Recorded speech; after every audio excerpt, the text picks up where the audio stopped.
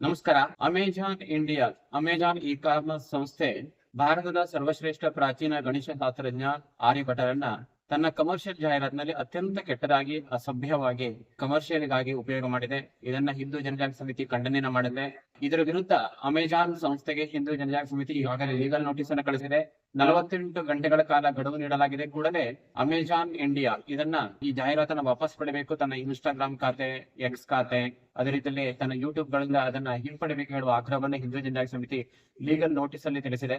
Amazon ಪದೇ ಪದೇ ಹಿಂದೂಗಳ ಧಾರ್ಮಿಕ ಭಾವನೆಯನ್ನ ನೋಟು ಮಾಡುವಂತಹ ಕುಕೃತ್ಯವನ್ನ ಮಾಡ್ತಾ ಇದೆ. ಈ ಹಿಂದೆ ಟಾಯ್ಲೆಟ್ ಗಳಲ್ಲಿ ಲಕ್ಷ್ಮಿ, ಗಣೇಶ ಈ ತರ ದೇವತೆಗಳ ಚಿತ್ರವನ್ನ, ಅದೇ ರೀತಿಯಲ್ಲಿ ಮ್ಯಾಟ್ ಗಳಲ್ಲಿ ದೇವರ ಚಿತ್ರವನ್ನ ಹಾಕುವ ಮೂಲಕ ಅಪಮಾನವನ್ನು ಮಾಡಿ ಅದರ ವಿರುದ್ಧ ಸಮಿತಿ ಇಡೀ ದೇಶವ್ಯಾಪಿ ರಾಷ್ಟ್ರಭಕ್ತರು ವಿರೋಧವನ್ನ ಮಾಡಿದ್ರು. ತದನಂತರ ಬೇಷರತ್ತಾಗಿ ಕ್ಷಮೆಯನ್ನ ಅಮೆಜಾನ್ ಯಾಚನೆ ಮಾಡಿತ್ತು. ಈಗ ಪುನಃ ಈ ಒಂದು ಆರ್ಯಭಟರನ್ನ, ಸರ್ವಶ್ರೇಷ್ಠ ಗಣಿತ ಶಾಸ್ತ್ರಜ್ಞರನ್ನ ವಿಡಂಬನೆ, ಅಪಮಾನ ಮಾಡುವ ಮೂಲಕ ಮತ್ತೊಮ್ಮೆ ಅಕ್ಷಮ್ಯ ಅಪರಾಧವನ್ನು ಮಾಡಿದೆ.